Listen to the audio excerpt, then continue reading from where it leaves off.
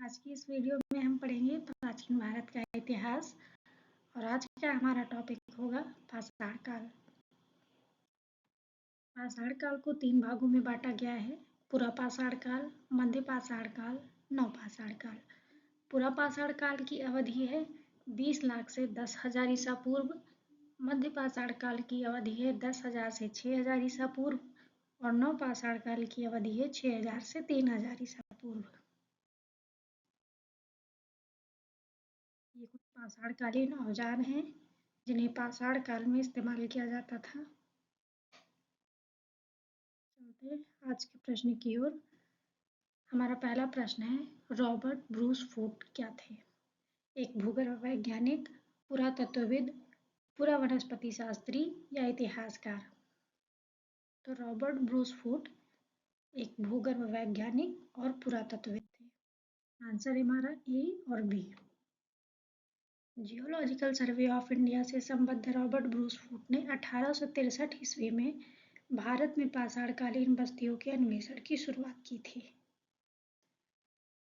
हमारा अगला प्रश्न है, कोपेनहेगन संग्रहालय की सामग्री से पाषाण, कांस्य और लौह युग का त्रियुगीय विभाजन किसने किया था?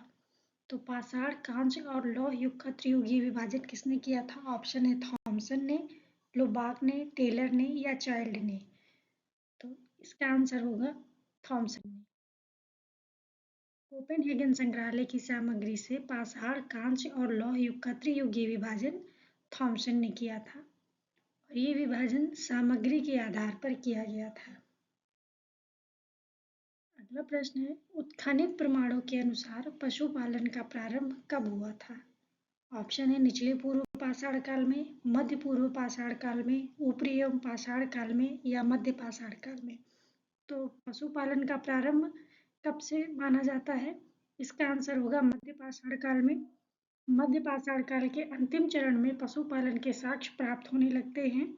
ऐसे पशुपालन के साक्ष्य भारत में आदमगढ़, जो कि मध्य प्रदेश के नर्मदापुरम में है, तथा बागौर, जो कि राजस्थान के भीलवाड़ा में है, यहाँ से पशुपालन के साक्ष्य मिलते हैं। अगला प्रश्न है हमारा, मध्य पाषाणिक प्रसंग में पशुपालन के प्रमाण जहाँ मिले वह स्थान कौन सा है? तो मध्य पाषाणिक प्रसंग में पशुपालन के प्रमाण कहाँ मिले? ऑप्शन है लंगनाज, बीरभानपुर, आदमगढ़, चौपनी मांडो। तो इसका आंसर होगा आदमगढ़। मध्य पाषाण काल के अंतिम चरण में पशुपालन के साक्ष्य प्राप्त होने लगते हैं। ऐसे पशुपालन के साक्ष्य भारत में आदमगढ़, जो कि मध्य प्रदेश के नर्मदापुरम में स्थित है, और बागौर, जो कि राजस्थान के भीलवाड़ा में स्थित है। यहाँ पे आंसर होगा आदमगढ़।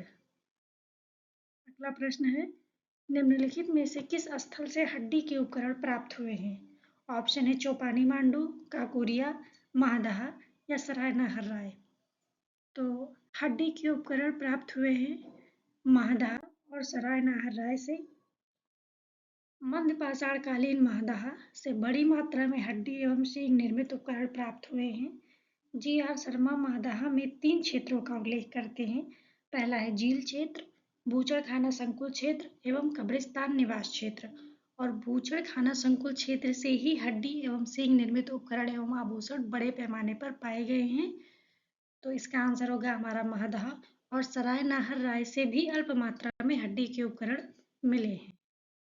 अगला प्रश्न है, निम्नलिखित मध्य पाषाणिक स्थलों को भौगोलिक दृष्टि से पश्चिम से पूर्व के क्रम में व्यवस्थित करें। तो यहाँ पर 4 स्थान के नाम दिए गए हैं, इन्हें पश्चिम से पूर्व की दिशा में व्यवस्थित करना है।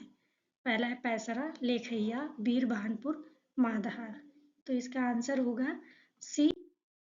पश्चिम से पूर्व की क्रम में यदि हम व्यवस्थित करें तो सबसे पहले आएगा मादहा, फिर लेखैया, फिर पैसरा और बीरभानपुर। अगला प्रश्न है, एक ही कब्र से 3 मानव कंकाल कहाँ पर निकले हैं?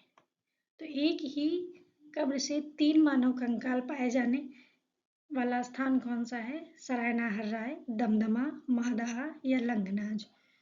तो इसका आंसर होगा दमदमा।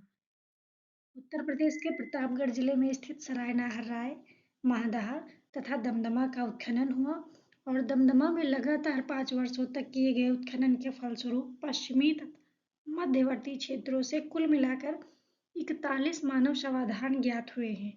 इन समाधानों में से 5 समाधान युग्म समाधान हैं और एक समाधान में 3 मानव कंकाल एक साथ मिले हैं। शेष समाधानों में एक एक कंकाल मिले हैं। तो दमदमा में एक कब्र से 3 मानव कंकाल निकले ही इसका आंसर होगा दमदमा। अगला प्रश्न है, खाद्यान्नों की कृषि सर्वप्रथम कहाँ प्रारंभ हुई? ये कब प्रारंभ हुई? ऑप्शन है नवपाषाण काल, मध्य पाषाण काल, पुरापाषाण काल, प्रोटो ऐतिहासिक काल। तो खाद्यान्नों की कृषि सर्वप्रथम कब प्रारंभ हुई? इसका आंसर होगा नवपाषाण काल। तो खाद्यान्नों का उत्पादन सर्वप्रथम नवपाषाण काल में हुआ। यही वह समय है जब मनुष्य कृषि कर्म से परिचित हुआ। अगला प्रश्न है, भारत में मानव का सर्वप्रथम साक्ष्य कहाँ मिलता है? तो भारत में मानव का सर्वप्रथम साक्ष्य कहाँ मिलता है? ऑप्शन नीलगिरी पहाड़ियाँ, शिवालिक पहाड़ियाँ, नल्ला मल्ला पहाड़ियाँ या नर्मदा घाटी। तो भारत में मानव का सर्वप्रथम साक्ष्य मिलता है नर्मदा घाटी में। आंसर होगा डी। भारत में मानव का सर्वप्रथम साक्ष्य नर्मदा घाटी में अवस्थित हथनौरा, जो कि मध्य प्रदेश के सीहोर में स्थित है, नामक पुरा स्थल से प्राप्त हुआ है। इसकी खोज पुरातत्वविद अरुण शोनकिया द्वारा वर्ष 1982 में की गई थी। अगला प्रश्न है, प्रथम मानव जीवाश्म भारत की किस नदी घाटी से प्राप्त हुआ? ऑप्शन है गंगा नदी, यमुना घाटी, नर्मदा घाटी, ताप्ती घाटी। उपयुक्त में से कोई नहीं या उपयुक्त में से एक से अधिक। तो इसका आंसर होगा नर्मदा घाटी। भारत में मानव का सर्वप्रथम साक्ष्य नर्मदा घाटी में अवस्थित हथनौरा नामक पुरास्थल से प्राप्त हुआ और इसकी खोज अरुण शोनकिया जी द्वारा 1982 में की गई थी। अगला प्रश्न है, मानव द्वारा सर्वप्रथम प्रयुक्त अनाज कौन सा था? ऑप्शन है गेहूं, चावल, जौ, बाजरा। तो सर्वप्रथम प्रयुक्त अनाज था जौ। आधुनिक मानव समाज द्वारा मुख्य रूप से 8 खाद्यान्नों का उपयोग किया गया है, जिसमें जौ, गेहूं, चावल, मक्का, बाजरा, सोरघम, राई एवं जई हैं। जिसमें सर्वप्रथम जौ 8000 ईसा पूर्व के आसपास भूमध्य सागर एवं ईरान के मध्य स्थित पश्चिमी एशिया के देश में मानव द्वारा उगाया गया। तो इसका आंसर होगा जौ, जो कि मानव के द्वारा सर्वप्रथम प्रयुक्त अनाज था। अगला प्रश्न है, भारतीय उपमहाद्वीप में कृषि के प्राचीनतम साक्ष्य कहाँ से प्राप्त हुए हैं? तो कृषि के प्राचीनतम साक्ष्य कहाँ से प्राप्त हुए? ऑप्शन है कोल्डिहवा, लौरादेव, मेहरगढ़, टोकवा। कृषि के प्राचीनतम साक्ष्य कहाँ से प्राप्त हुए? आंसर होगा लौरादेव। ये कुछ अनाज इनका चित्र है जो कि लौरादेव से प्राप्त हुए हैं, इनके साक्ष्य। तो लौरादेव यहाँ से 9000 ईसा पूर्व से 7000 ईसा पूर्व तक के बीच चावल के साक्ष्य प्राप्त हुए हैं। अगले प्रश्न है हमारा, उत्तर प्रदेश की सांस्कृतिक विरासत के संदर्भ में निम्नलिखित कथनों में से कौन सा या कौन से कथन सही हैं? 2 कथन दिए गए हैं। पहला, इस प्रदेश के अनेक उत्खनित पुरास्थलों से वैश्विक संदर्भ में कृषि के प्राचीनतम प्रमाण प्राप्त हुए हैं। दूसरा कथन है, प्राचीनतम प्राप्त कृषि अन्न, जौ और धान है। तो उत्तर प्रदेश की सांस्कृतिक विरासत के बारे में 2 कथन दिए गए हैं और इनमें से पूछ रहा है कौन से सही हैं। तो इनमें से दोनों कथन सही हैं। आंसर होगा हमारा ऑप्शन सी, 1 और 2 दोनों। चलते हैं अगले प्रश्न की ओर। अगला प्रश्न हमारा, उस स्थल का नाम बताइए जहां से प्राचीनतम स्थायी जीवन के प्रमाण मिले हैं। ऑप्शन है धौलावीरा, किले गुल मोहम्मद, कालीबंगा, मेहरगढ़। तो ऐसा स्थान जहां से प्राचीनतम स्थायी जीवन के प्रमाण मिले हैं वो है मेहरगढ़।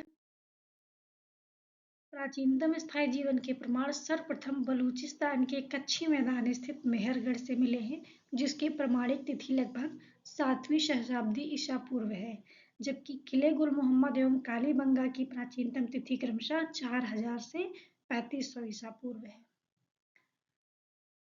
अगला प्रश्न है हमारा, निम्नलिखित में से किन स्थानों से मध्य पाषाण काल में पशुपालन के प्रमाण मिलते हैं?